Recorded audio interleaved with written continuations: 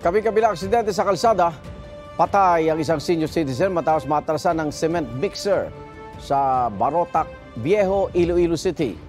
Sa video makitang tumama ang truck sa tindahan kung saan bumibili ang senior citizen. Ayon sa pulisya, nagtamo ng mga sugat sa ulo at dibdib ang matanda. Nagkaareglo naman daw ang dalawang panig.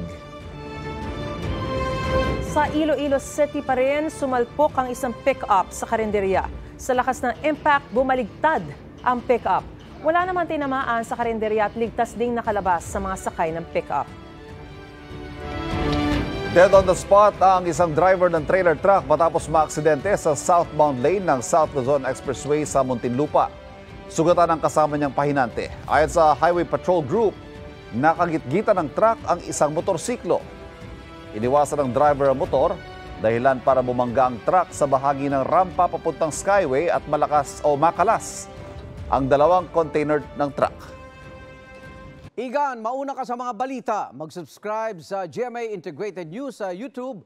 Sa mga kapuso abroad, subaybayan nyo kami sa GMA Pinoy TV at sa www.gmanews.tv.